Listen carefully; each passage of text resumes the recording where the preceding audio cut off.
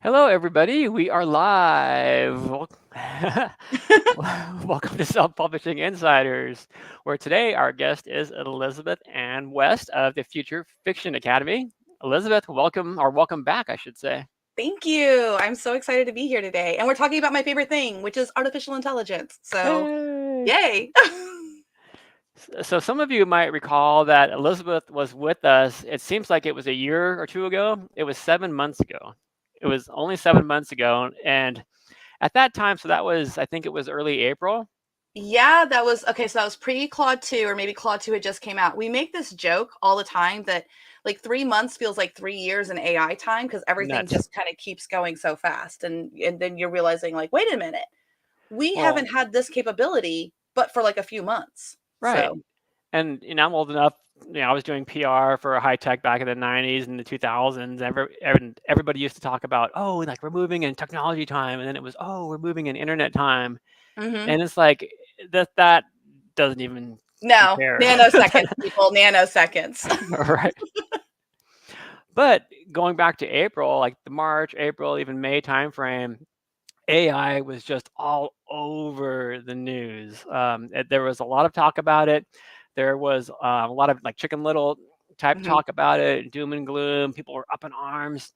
Um, and then we spoke, and it was kind of like I think most of the conversation centered around writing, Mhm.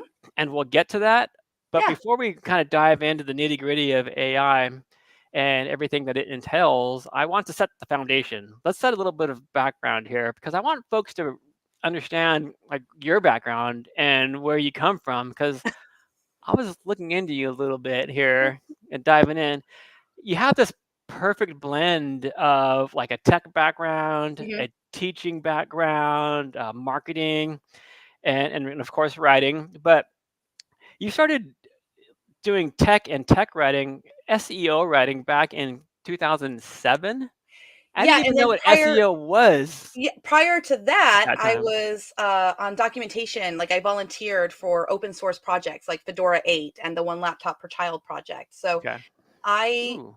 I graduated from college. Uh, I was supposed to graduate in '04, but I took the long route. I worked part time. I worked full time and went part time for the last 2 years. But Nothing I wrong with graduated that. with a bachelor's of arts of all things. But then I was just fascinated with the internet and the juxtaposition of arts that was really taking off in the early 2000s. Article writing, Mhm. media was changing so that, I have a degree in political science leadership of all Okay. things, but I wrote for my college newspaper, for example. I remembered when our college newspaper went online, for example. That was a big thing. So I just was lucky enough that I was kind of in that moment, and I kind of made a decision that I want to be a part of these conversations. I want to be Yeah. part of these new things. And a lot of the stuff that I do, I'm actually self taught. So I always teach from that perspective of like, if I can do it, so can you.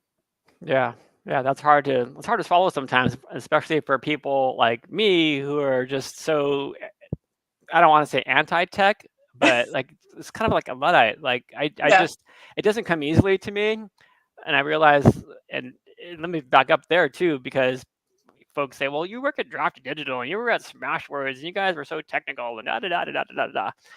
And to me, it's like, but you don't understand. My job was to take all that engineering speak and make it like this short so I could explain it Mhm. to my mom so that she would get it. And this is why you and I got along the minute we met each other at Link a few years ago. Right. It was like, oh, we talk the same language. I was like, what? What are you Yeah. talking about? Can you repeat that again? Mhm. Yeah, but then you started, so you dove into tech pretty early, and Yep. then you started teaching authors in 2011-ish, Informally, I was that informally. woman who always had like the long post on Kindle boards. Now it's K Okay. boards. But I would always have like the guides before the guides was a thing, to the Okay. point that some other big names who made a lot of money selling books to authors, they would actually quote my book, my blog post. They weren't blog posts, they were forum posts, people. Okay. So like How to Train Your Dragon, for example, is from 2014, I think it is, and it's on Hmm. keyboards. And then that book got used in a bunch of different books on dictation and stuff because I was an early adopter of dictation and teaching people how to use it. I didn't start uh professionally teaching, I guess, and by professional I mean like actually collecting money for it, until 2018 from Okay. authors. I get the impression that you were an early adopter for pretty much everything. I mean, my initials are EAW. So like the EA just can also stand for early adopter. All right, noted. And then what is this about? You started an author education school back in 2018. So Yes. What authors need to talk about know. that. And many of them know, like, it was great because I was like, we need a one-stop shop for everything. And I was a mighty mid-lister. Okay, So what that means is that for multiple years, my books made over $50,000. And that was like profit in my pocket. That was my that's money. awesome. Yeah. But I wasn't a six-figure author because I worked part-time. I had not a great home situation and I was homeschooling my daughter. So Okay. I had another full-time job, which was military wife and stuff like that. But Yeah. What time um, frame is this? I'm just this trying is to get my. 2018. Okay. Okay, so my books, 2014 to 2018 was I was Okay. making more than the average median income in the US with my books. And that's when I That's amazing. realized I had something to say and something to share because a Yeah. lot of the education was all about, how to be a six-figure author and stuff. And nobody was talking Hmm. about the steps in between or what that might look like, or that Yeah. it's There's a lot of okay. that. It's okay to be a mid-lister. And Yeah. truthfully, in trad pub, the mighty mid-listers are the bulk of the money, but people don't realize that. They think that it's all, the Grishams and the Just Kings, but yeah. there's a lot more of us mid-listers. Yep. For sure. That's amazing. Okay. So then you started getting into, or maybe you were already doing marketing, but you started getting more into marketing for other authors around. Oh, that was earlier. So Was that was that 2012-ish? that was 2011, yeah, and Oh, 2012 with April okay. Floyd. So I watched as book marketers literally made the Kindle store have the market share that it has today. And you might remember these days because Smashwords was around. Who Hmm. can remember Outfits giving away a Kindle Fire every day? I can. Yeah. Yeah. And it was because of the affiliate money that we would get from Amazon, and that's a big part of how Amazon took that market share that they did, because people were sharing those posts, mom and pop blog posts, because they were making $2,000, $3,000, $4,000 in the affiliate monies a month Yep. off of the books that they were sharing. Oh, so when did you start actually writing your books? Was that like Oh, way before all this stuff, or was it kind of in no, the middle there I somewhere? do it all at the same time. So 2011, I published my first book, and it was, Okay. uh, I did that thing that every new author does where I'm like, I'm going to take three genres and put them together. I'm going to do something that the publishers don't want because obviously readers want this. No, don't do that. They Yeah. don't want that. It's a I'm gonna niche. be that one author that who Yeah. breaks mold and Nope. gets out there. You get one change. That's what I tell people. So I wrote a contemporary romance, baby mama drama from a male point of view. Baby mama drama. Yes. I So actually have a T-shirt for my daughter that says "Save the drama for your baby mom." mama drama. That's my Father's Day shirt. Yeah. Yeah. Comes in So handy. the book got to like number 2 in the free store when I did like a free promo, and this is like when KDP Select just came out. It would have been Hmm. number 1 in December of 2012, but Les Mis was out as a movie, and so that was number 1. Oh yeah. Okay. And I kind of realized at that point that, because it's really hard in this industry because it's mostly a solo sport, you don't really get an opportunity to be like, where do my skills kind of like compare to other people? And I realized, hey, my book's number 2. Other books Hmm. get book bubs and promotions and stuff, and they don't get number 2. So maybe I'm doing some right things here. And that's Yeah. when I really started to share what I was doing, because I believed that sharing information would help more people, which then would help me, and it would be like this cool, fun team thing, And even you as we were all worked alone. and you were right. And how did you come across that formula that you used that worked? Was it just were you just experimenting? Or were you kind of watching what other authors were doing? So I've had the uncanny ability to be able to look at the Amazon store and kind of see patterns and things. So like the Amazon store will give you a lot of data right off the Hmm. bat. This is before we had Publisher Rocket and KDP, KD Spy and all that other Okay. stuff. I was teaching authors how they could go into the Amazon store. You could pick on, there's like 2 areas. There's the pop list area and there's the bestseller area. And a lot of authors get those confused, and that's like a whole nother podcast on its own. But you can actually find out like how many books are publishing in your niche in a month. Hmm. How many of them are in KU? And it's literally just the drill downs on the left side of the Kindle store. And so then I started to have this methodology that I showed people. You want to look at the hot new release list, and you want to look at the disparity between the sales ranking of the number 1 book on the hot new release list and the number 100 book. So paranormal romance, for Yep. example, the top 100 new releases on that list are probably going to be within 5,000 spots. Like the top one is like in below the 100 mark. And then like number 100 on that list is probably like 5,000 in the Kindle store, because it's really, really competitive. But if you go into something like Gothic romance or like maybe like Victorian historical mystery or something, you'll see the top books are selling well, but the Yep. bottom books are like in the nosebleed section. And that identifies for you that there's an audience buying these books and they're not getting enough good material, Yep. because books that aren't necessarily hitting the tropes are taking up those spots in the top 100 because someone has to fill it.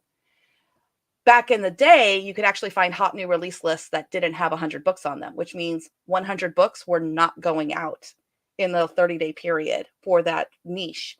And I made the supposition that I believe Amazon knows what they're doing for the most part, Hmm. and that they're Hmm. not going to create a category unless they believe that there's readers there to serve. So it's our job as micro publishers to find these categories of readers who need books and provide them with good reading material. That's excellent advice. And what I can glean from that is pay attention, Yeah. folks. Pay attention, do your research. You don't have to spend days and Mm-mm. weeks and hours upon hours doing it. Just pay attention, dig in a little bit, see And you where want the it. easy you want the easy option for that whole spiel? Sure. Are you What kidding? You know who you're talking to? what genre do you read that you can't find enough good books in? I like that. That's the easiest that's the easiest equation for authors to do. Like, what do you love to read that you're like, "Man, I wish there was another Jane Austen fan fiction book." "Oh, there's not. I guess I'll go write 20 of them." We And get that's asked, what I did. yeah, we get asked all the time, "Where's the money to be made?" Like, well, okay, like, Start we, with you. Where would you put your money? right, right. Yeah, because like you just said, sure, there's a lot of authors doing well in contemporary romance, but there's millions of books in contemporary romance. Where are those subcategories, the subgenres that are maybe overlooked Yeah. that And you can and fit you in? can actually make a living as a mid-lister in, like, contemporary romance, for example, if you drill down and then you stay consistent, where you're like, "Okay, I'm contemporary romance, but I'm also beach, amnesia, small town." When you start niching down like that, there's a whole group of readers out there, and if we think about our own reading tastes, we're this way too, of like, "I want this thing. I want this specific experience." In my Hmm. case, it was I wanted a Regency book that was Mr. Darcy and Elizabeth. I don't want any, like, big violence, but I want high angst is what the genre calls it, which literally just means conflict. So I want to believe that they're not going to get together and then they get together. Okay. And that was my fix. That was my literary like cocaine or whatever that Yeah. I was like, Yeah. give me more of that. Love it. All right. Let's shift gears a little bit here. We touched upon this a little bit, but Mhm. when you came on Self Publishing Insiders 7 months ago, you were working for Pseudo, and our whole conversation revolved around using AI, or most of our conversation, I should say, revolved around using AI to help with writing. Yeah. And I feel like there's so much attention paid just to the writing part of artificial intelligence. But now, as we all know, and you very well know, it's not just about the writing. There's so many things you can do with these tools. It's so eye-opening, especially Yeah. to me. I mean, you can use it for outlining, character development, blurbs, your branding, and all the other visual arts, your cover image design, your website design, and of course, editing, your marketing strategy. And oh yeah, you could still use it for writing Well, as I well. almost feel the As well. opposite. Like at the time that we were talking about writing, Yeah. uh, no one wants to talk about it for writing. Even today, they're like, "Shh, we're not going to talk about that. Like, we're not going to do that. Just talk about the marketing applications and things like that." Because there's a lot of authors that are really kind of still they're not sure. They're not ready. They're not sure if they wanted to use it for writing it. Um, but back to your question there about that, like you can literally, we have a video on the Future Fiction Academy YouTube channel where you can literally give it your book title and like when you want to release it and what tools you have available for marketing, and it'll create for you an entire release schedule, like an entire marketing plan. It will Yeah. do the Well, day calculations for you. yeah, we'll get to that, because I want to talk about the Future Fiction Academy next. Yeah. Because again, because I was one of those writers, I don't know if you remember, but when we spoke 7 months ago, I was kind of like, yeah, I don't know if I want to use it because I feel like I'm cheating myself. Like I want to be the guy who writes this press release, and I don't want to rely on a machine to help me do it. And then that's just a naive, at least to me, I was super naive. I didn't understand how the technology worked and how I can leverage it Mhm. as a tool. And now that I am using it, like I've never taken content that like ChatGPT has offered to me to write something. It's more like I'm stuck. Like, how do I even break through this? And then I ask it a question, and it's like, and it gives me all these suggestions. And usually I'm like, yeah, none of those work, but it kind of breaks something in there. Yeah. And A it's lot super of times helpful. we have to see what doesn't work to understand what will work. And that's a long-standing skill set in creative writing or non-creative writing, like nonfiction writing. Yeah. If you pull out writing books from the 80s and the 90s and stuff that talk about writer's block, they'll talk to you about like write the scene that can't happen. And then that just naturally like unblocks your brain to figure out what can happen. And now artificial intelligence, generative AI, since it's not general AI, it's generative. Hmm. It's a dictionary slot machine, people. It can now show you some really bad writing. And for whatever reason, most of us are motivated like, oh, that's bad. I can do better than that. It just, Hmm. it, I don't know. It's like, to me, it's like writing with a safety net and you're a trapeze artist and it's just always there to catch you and spring you back up and you can get back to work. That's a good analogy. So, what brought you to the Future Fiction Academy, and how did so tell us about the Future Fiction Academy? Number one, Sure. how did it get started? I guess first of all, what is it, and how did it Oh, get its start? all these things. Yeah, all these things. Like, and I um, was worried that, oh, are we gonna have enough to talk about? Yeah, are we going to have enough to talk about? Have you that's always sat my next to first me for worry. 5 minutes? Okay. Um, Very simply, I feel that there's a very strong need for creatives to have control over what's coming down the pipeline. And what I was encountering, even when I was working with PseudoWrite, Yeah. because like I had a tweet that went viral in March, 3 million people saw it, or April when the Story Engine came out. And I love Story Engine. I helped with some of the architecture and the prompting and stuff on that. Okay. But people were vicious. People were like shut it down, break it. We hate you. You should die. Kill yourself. I mean, I'm not kidding. It's there on my Twitter feed. And I realized, hold on, wait a minute. The corporations are not waiting on this. There are machine learning engineers on staff right now with every major publisher. And if they're working on it, who's working on it for us, for indies? Who's sitting there trying to be on the bleeding edge? And this comes back to like the Hmm. open source roots and things like that. Hmm. People don't know this, but operating systems that were like Linux Mint and Fedora and Ubuntu and stuff were doing things on the operating system that would later get adopted by Windows and by Apple. So open source often does a lot of things that are like avant-garde or the new Yeah. stuff. And so with Future Fiction Academy, we really wanted to focus on what is the bleeding edge, what is the capabilities that AI is able to do right now. And that has morphed into, we have actually created our own prompting tool. We have our own developer, and this prompting tool, we call it Rexy. It allows you to have full control over all of your hyperparameters. And that just is like the sliders, guys. If you ever had a stereo, remember you could do volume, but you could also change like your treble and you could change Yeah, like the your EQ, bass. Yeah. So the the hyperparameters are equalizer. just like that. If you think of it like a stereo receiver, yeah, you could just do volume. Hmm. Volume's like your prompt, your prompt and everything. But you also have these little sliders: temperature, top P, presence penalty, frequency penalty. And we teach authors how to do that. And what's the payoff? Why do I care about that? Because if I teach authors how to do that, they're going to be stronger and evangelists and acolytes for other authors and showing them how to control this stuff. So we don't have the dappled sun in the sky, Jack and Lily. Like we make jokes about all the things that the AI does over and over and over again. If Hmm. we teach creatives how to use this tool like a superpower, we're actually going to get really great material out to readers. And I think that's the goal. That's my goal anyway, is that I believe all authors have the same problem. Jim, you've published books, right? Or not yet? I haven't yet. No, Okay. I have the same nonfiction book I've been working on for, I won't even say how long it is, how long it's been. It's okay. You're kindred spirit. You're safe here. It's okay. We all have that. I'm not going to tell you about Thank you my for that. graveyard, my projects that I haven't finished. But my point is that every author has the exact same problem after they click publish Mm, from their readers, and that is, when's the next one? yeah, And so AI can help authors stay the path, keep serving their readers, keep giving them great books, because it's always going to be faster to read a book than it takes to write it. yeah, yeah, for sure, for sure. How did you, or how many people do you have on the staff now? Oh gosh. So there are 5 core instructors. Okay. And then we also have 2 amazing video editing assistants because we do 8 labs a week. So there are 8 live Zoom calls a week that people can come on all different times because I always want to make sure everyone in the world, if you're in Australia, I want to make sure that I've made Hmm. time that you can come there too. So people can ask live questions. We teach them how to use 11 Labs, Rexy, all the AI. And then we also have a developer. So we are a team of 8 now, and all of Wow. us, save one, because one person's got to keep the fort going, but all of us will be in Vegas for Oh, 20 cool. bucks to 50K. And how does it work exactly? I mean, do you have to sign? Is it like on a semester basis, or like you just said, can they kind of come in anytime they want? Yeah, How exactly does it work? we have open enrollment. It's all through Teachable. So it's a monthly subscription service. Okay. And I'm an author too. So I don't do, you're locked in for 6 months or 12 Yeah. months, or everybody's situation changes.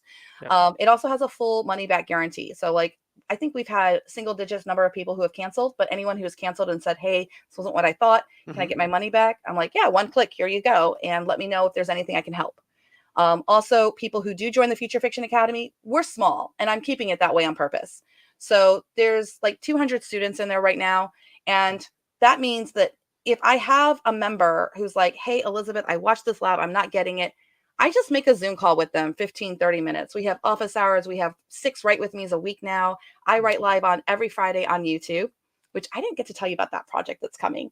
Tell me Tomorrow, we more. are doing Okay. Preptober, where we are preparing all the prompts. And November 1st, 7 a.m. Eastern time, we're going to get started, and we're going to write 50,000 words in a single day. Wow. So can they find that if they go here to this link? Yes, perfect. It's at Future Fiction Academy. So the Preptober is tomorrow, and we'll have the links for November 1st. They're going live today. So NaNoWriMo is like going to be super NaNoWriMo. simple. NaNoWriMo. It's going to be super simple this year. So many authors who stress about November coming along every year. Mm-hmm. Can we talk about what the costs are for? Yeah, we can. Okay. People aren't gonna like it, but that's okay. All right. Well, It's $247 a month right now. okay. And that includes your Rexy. So that's all the development. So what a lot of authors don't realize is that software development costs a lot of money, which I'm sure you're aware of as well. And what we've been lucky enough, we have an amazing developer, Joseph, who works with us, and basically he's just like the best. People get to say, hey, I would like this feature or whatever, and we just make it happen. Yeah. Models come down the pipeline. Mistral just dropped this past week or last week. We already have integration in Rexy with the newest models. Like I say, we stay on the bleeding edge. Did you hear the announcement at the end of September that Bedrock dropped with AWS, Amazon? No. No. Well, it dropped September 28th, and now our members are able to get access to Claude's API through Bedrock. So Future Fiction Academy members are able to access Claude kind of like raw. And what I mean by that is, yeah, there's the chat interface and, even like Chat GPT. But when you make a call to the API through programming and things like that, you actually get to access the LLM with nothing between you and your prompt. So what can happen sometimes is you don't know what the settings are on the background. Like you might be saying no dialogue, but on the background, there's like a prompt that says, this should be 50% dialogue if it's creative writing. You don't know these things in software out there like Typing Mind or Poe. Well, Typing Mind's actually, I think, just API. But Poe even has some prompting. I don't know if you've played with Poe or not, but I haven't. it'll try to like make parts of your prompts that you can click the button and do the next prompt. So a lot of these softwares out there are doing prompting in between the creative and the API to make it easier. And our position is, let's not make it easier. This is new. We need to learn it and let's harness it. Yeah, and let me put the YouTube link back up there because as I was going through these, you don't have to be enrolled, right, to check out these videos. So I would encourage everybody, just go to this link and check out what they're offering out there because for me, I swear, like in a half an hour, I'm like, I never heard of that tool and I hadn't heard of that tool.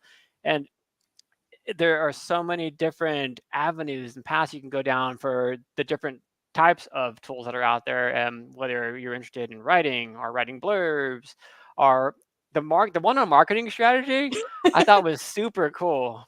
Yeah. Because you started talking about the concept of layering, and I've heard that before. And I think it was from one of your talks at probably NINC. Yeah. And using layering for, can you dive into that a little bit? Not just about marketing strategy, but for different things. Yeah. So I'm actually going to grab a visual aid here. We're gonna use mechanical pencils for this. I wasn't planning on this, but we will. So people don't understand the way the LLM works. And the way the LLM works, I called it a dictionary slot machine, right? It actually picks tokens one at a time. So it might pick a token of A, and then the next token would be bird. And then it decides from these two tokens, a bird, before it decides for the next token. Now, the next token could be flew. The next token could be looked. The next token could be chirped, but it's making that calculation based on the previous tokens. So if you have a 1,000 token response, the LLM did 1,000 calculations. So what that means, I'm getting there. The artificial intelligence only works one direction. Okay. So imagine you're writing a blog post and you're not allowed to go back and revise anything that you previously wrote. That would be tough, right? Yeah. Yeah, it would be awful. So this is where layering comes in. So you could imagine if you were writing a blog post and you're only allowed to start and you can't stop until you finish, there might be some mistakes and stuff in there. There might be.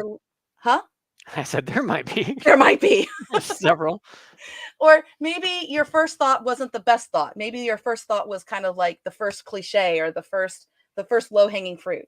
So a layering technique takes that response and gives it another prompt to say, hey, read what you wrote. This was the original task. Make any changes.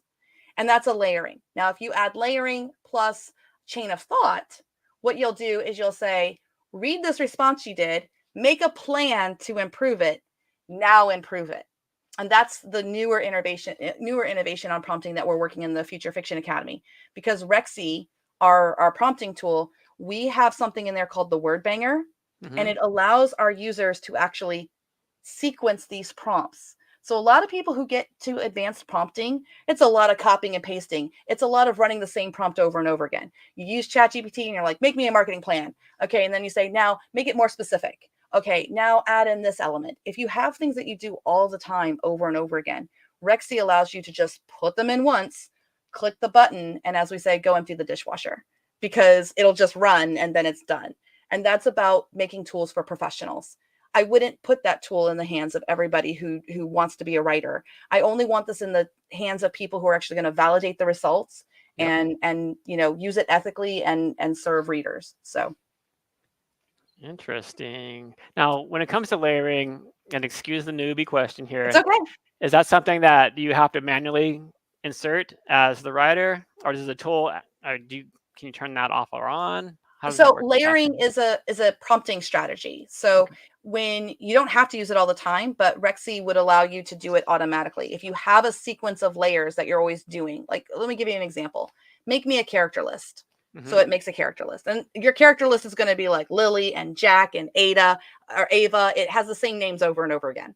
And then you'll say, okay, now take that character list and change the names so that they're influenced by Germanic immigrants moving to the area. And suddenly it'll change that list of names to have more Germanic origins in the names. So you're not getting Jack and Lily anymore. You start getting different names. And then you might say, okay, now you have that list of names. Now change the character arcs so that they include emotional wounds. And now it'll add the emotional wounds. Because it can't think, it's best to use it one task at a time when you're prompting. Okay, that's super interesting. I'm going to bring up some comments, but I want to encourage you all, if you have some questions for Elizabeth, now's the time to start asking. Our good friend Thomas Ray says, good afternoon, y'all. I've used AI features to work on my 10 books that have AI as main characters in the ensemble cast. And I don't know if you guys caught it, but like Siri all of a sudden had interrupted me. My phone's across the room. Yeah. Who knows how that happened? I had to change the name of my Amazon robot from the popular Alexa name, because anytime I talked about Alexa, she'd start talking. So I had to use one of the lesser known names that begins with a Z and ends in an Iggy. But I don't want to say that out loud because then he'll try to talk to me. They're taking over. Told you this was going to happen. And Linda says, I've used an AI book description generator, and it was helpful. That's fantastic. We have a prompt in. So the other thing about Rexy I didn't get a chance to mention is personal prompt libraries. Like, this is a whole new thing. We all have our own prompts, but we also give members prompts to get started. And one of the prompts that I designed at NINC, as a matter of fact, was take an outline and then it'll give you the back cover copy and the description to do. That's so interesting. Yeah, that would be fantastic for draft to digital. Like, you guys could have that prompt with an AI so people could put an outline of their book and then it can generate them 2 or 3 different versions of the blurb. Nobody likes to write the blurb, but if you give it a couple of examples of blurbs and then you say, hey, write me a blurb like this and here's the outline, it'll do it. and then it gives you something to start editing. We should talk. I know. You gonna be at 20 books? I will be at 20 books. I know. Well, yeah, let's carry on that conversation. And then some guy named Mark says, "Oh, or when Jim is writing up a press release to send to the media." Uh-oh, that sounds like an internal burn. Yeah, yeah, yeah. Who's this Mark guy anyway? Yeah, I heard he can't keep his skeleton safe. Yeah, yeah. That's funny. Um, I want to talk about some of the tools. Yeah, There's so many different tools out there. And gosh, we're halfway past the hour already. Um, we're doing great. can we kind of talk through like what are some of the different writing tools? What are some of the different tools you use for the visual arts and so Mhm. forth? Where do you want to start? There, writing. Sure. Well, the first thing I would say about new tools, and this is just general advice, Yep. okay? If you start looking for new tools, you're going to find them. And for those of you who have been using AI for maybe a couple of months, you don't have to change tools just because new shiny came out. If your process is solid and you like Midjourney, you don't have to be captivated by Leonardo and Playground.ai and Dolly 3 and be like, oh my gosh, I've got to learn the prompting for this and everything. If Ah, you've got something that works, it's okay to stick with it. Like we're in that period. We don't know who's going to like come out on top. that's So good advice. that would be my first advice about new tools in general. Then the next thing I would say is that right now it's really kind of thrilling because every couple of months they're all trying to one up each other. So it's like Midjourney comes out and it's able to do what's called a Midjourney is a artificial intelligence for uh, image generation. It works in Discord. Okay. It's probably so the big three in that realm were Midjourney, Stable Diffusion, and I'm actually going to throw Dolly in there too because Okay. Dolly was in there early on, and that's OpenAI's. Okay. And What was the middle one again? Stable Diffusion. Stable diffusion. Okay. hmm So Stable Diffusion, you used to have to run it on a gaming computer. Basically, it was a model that you would download to yourself, download to your computer. And one of the best application that I've seen authors use that for. So a lot of authors who write, for example, interracial romance or characters of that are just not, I'll just say it, that aren't white and like just the typical character on the box. They can't find them in stock photography, and so I've seen a lot of authors who have been using the artificial intelligence generator and stuff to be able to make images and stuff to serve their readers and actually have characters on the front cover that look like the characters inside of the book. Now there's arguments, some ethical conversations there. Like, what about the Yeah. models that are, non-white models that are not getting work and everything like that? So that's Yep. definitely something that needs to be worked out. But at least we're proving that there is a market for these books because that's another problem that publishing hasn't had the best track record over the years of not having their thumb, so to speak. Different categories of books were shelved differently. Like romance, for example, as a genre, a lot of romance niche genres that would had readers, they just didn't get the promotion and stuff. They were like back corner of the bookshelf. Thank goodness for indie publishing to come Indie in publishing, and unleash that diversity into yes, the industry. and we've proven that the myths are wrong. There are readers who love books of all different characters. Oh yeah. Um, so that's where Stable Diffusion, I think, was really awesome. Stable Diffusion did people really well early on, as opposed to Midjourney, where you got like 10 fingers and it looked like this, and they're holding, something. Newer people in the market, a lot of people are really excited about Leonardo. I don't know if you've played with Leonardo at all or Mm-mm. Playground.ai, but those are kind of the new up and comers for the image. And then Dolly 3 just dropped in Chat GPT. So that one's really fun as well. Okay. Did that What? answer some of your questions? Yeah, yeah. I want big guide for the folks who are just maybe just beginning to investigate, maybe dip their toes into the AI pool and just kind of check it out a little bit. I just wanted to familiarize them with some of the different tools for for the different aspects of Yeah. publishing. Um, Is there, as an early adopter, is there anything that's just totally blowing your mind these days, where you're like, "Whoa, wasn't expecting so that"? I am having a lot of fun with Yeah. these not safe for work models. So there are now, we didn't have this 6 months ago. 6 months ago, Okay. if you wanted to try out a new model and you're not a coder, you'd have to go to Hugging Face Chat or Hugging Face or Hugging Chat. It's Hugging Face. Yeah, Hugging Face. And maybe it would have where you could play with it. There's actually a company now called openrouter.ai. Mm-hmm. And OpenRouter allows you to play with like 30 different models. And they have some that are uncensored. And I want to be clear here. I'm not advocating for AI to be used for illegal purposes. Okay. I don't want AI used for terrorism. The problem is if my villain is a terrorist, I can't get an outline that has like a terrorist in the cast. So these not safe for work models, I would say Mythomax is really great. Mistral just came out. Mistral's free, by the way. If you really want to start learning how to play with AI and you want a free version, Mistral's your Huckleberry. There's some talk about Manser Weaver. Weaver can write very well, but it's designed to be a chat model, so it's not really doing very great if you don't know how to prompt it. But I would say Mythomax is my go-to, and you can get all kinds of great writing. A few weeks ago, I was using Mythomax and Claude and stuff to write an orc mafia romance. And yeah, so I mean, you can really do a lot of like really cool, fun stuff, and that's what's blowing my mind. Mistral specifically is code. It's like hard trained to be a two-stepper, to be like, here's the prompt, here's an answer, and now here's the following up instructions. And that's going back to what I talked about, this advanced prompting that's starting to happen, where you say, make a plan, now do the task. Here's the information. So interesting. Make a plan, now do the task. That the not safe for work stuff. Yeah. That's really something. I mean, do you have to sign like a disclaimer or any kind of a? No, it's a little wild, wild west out there. I'll bet you someday you will. Huh? I'll bet you that someday you'll have to sign something. I don't know. So that's the other thing. So these little models, right? They're getting smaller and smaller and more efficient that people can just run them on their own computers. Pretty soon, you're not going to have a gaming computer in order to have your own personal AI model that you've learned how to fine tune and stuff. When I say pretty soon, I mean like in the next 2 to 4 years. People who want to pursue this are going to be able to have their own models. Some people already do. Some people already have fine tuned models or models that they've trained. Okay.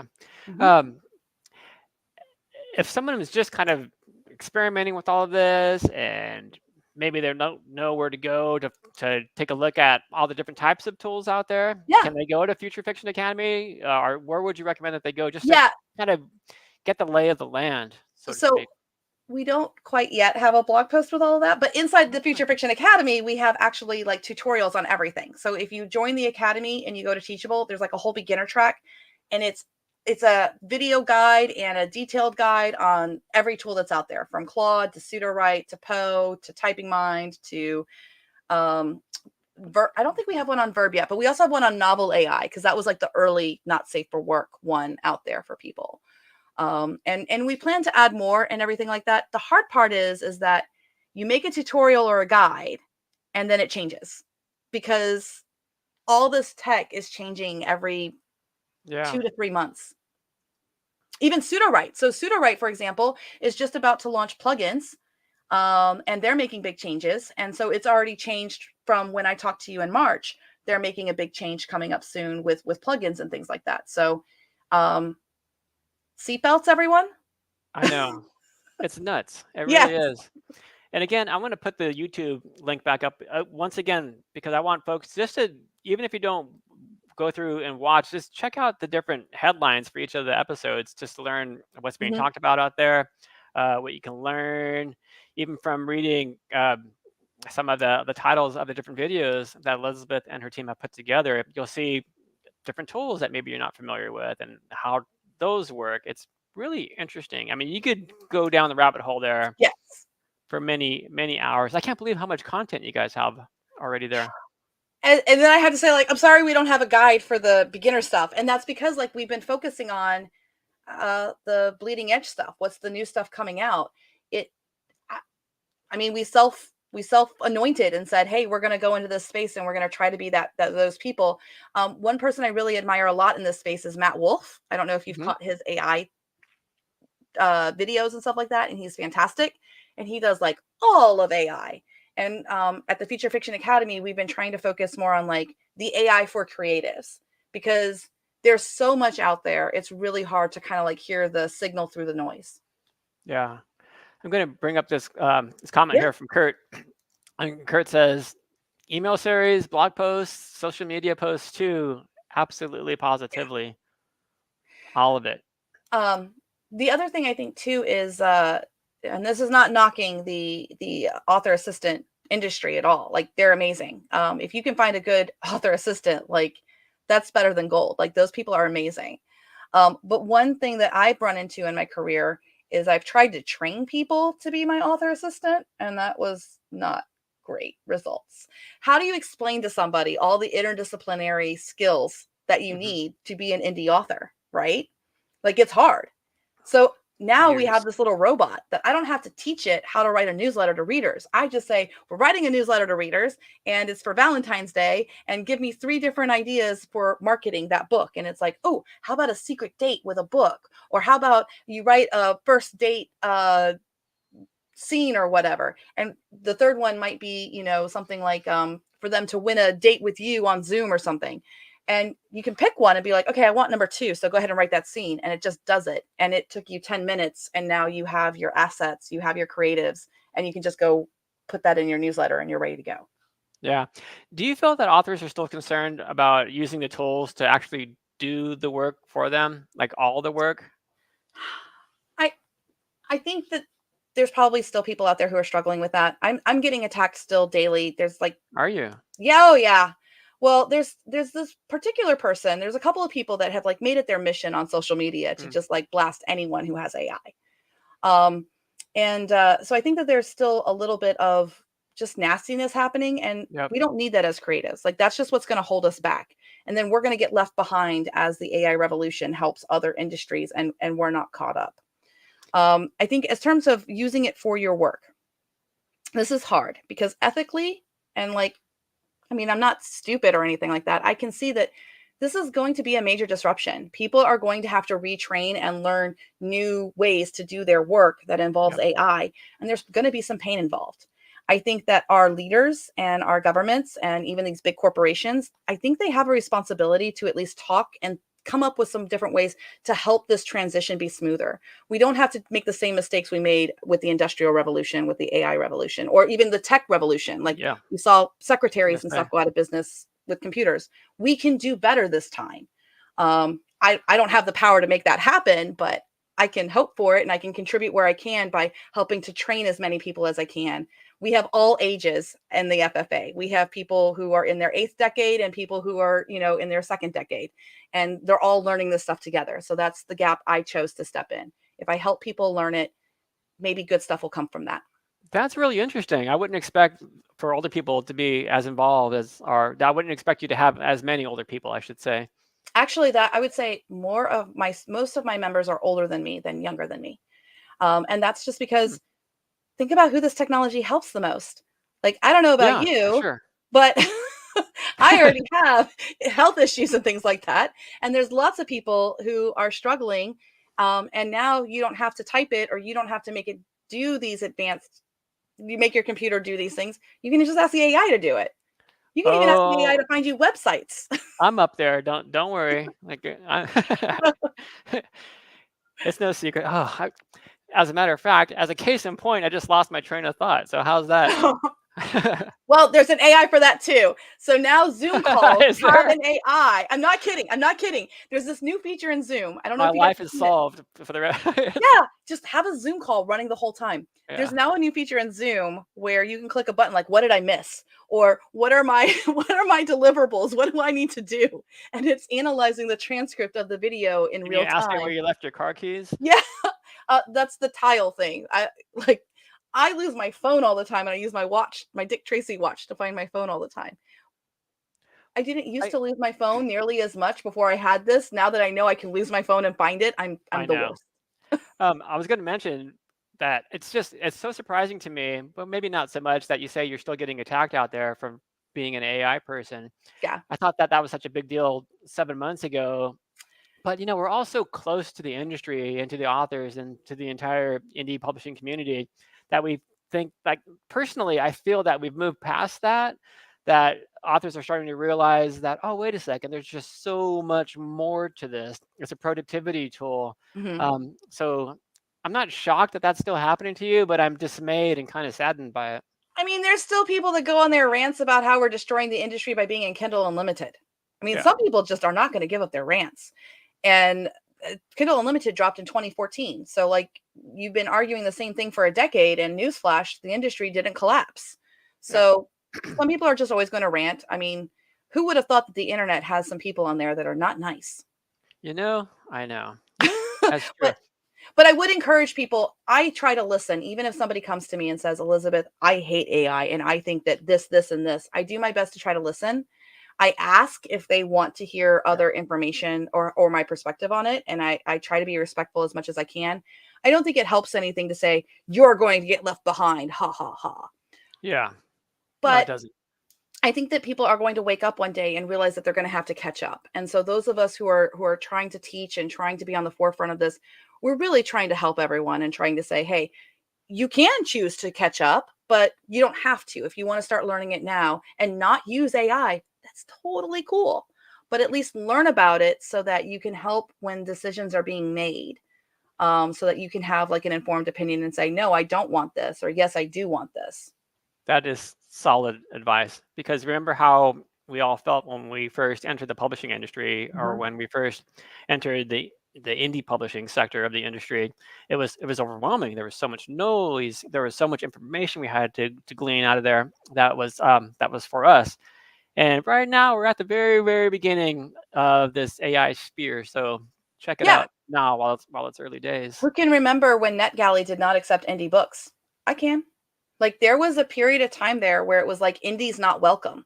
Oh, And look at all the different writing organizations out there, major major writing national organizations. writing organizations that didn't accept self-published books.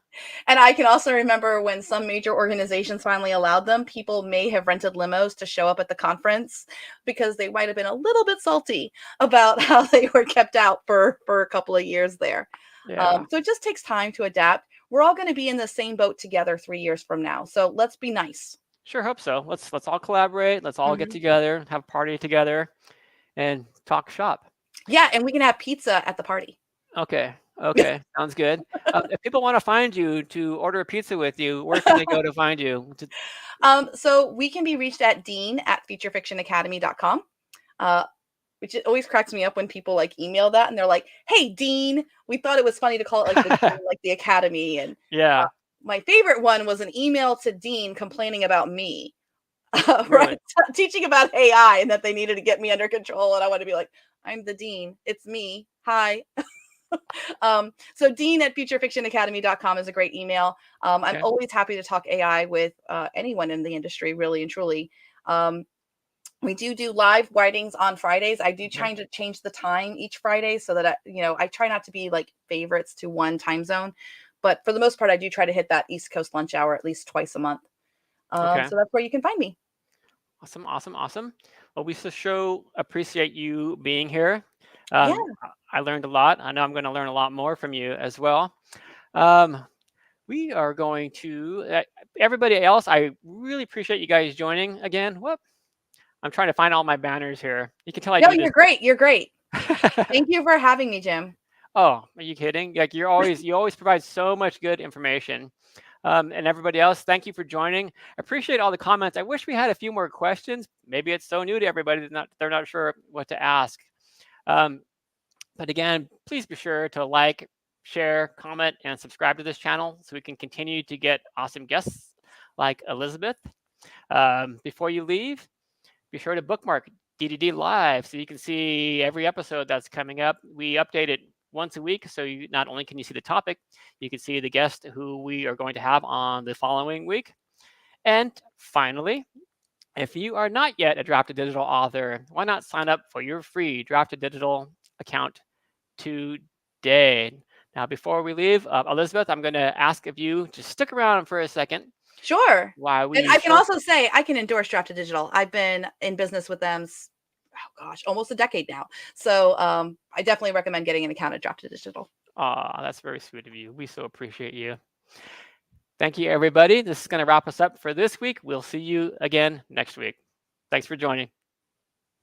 Ebooks are great, but there's just something about having your words in print. Something you can hold in your hands, put on a shelf, sign for a reader. That's why we created D2D Print, a print-on-demand service that was built for you. We have free, beautiful templates to give your book a pro look, and we can even convert your ebook cover into a full wraparound cover for print.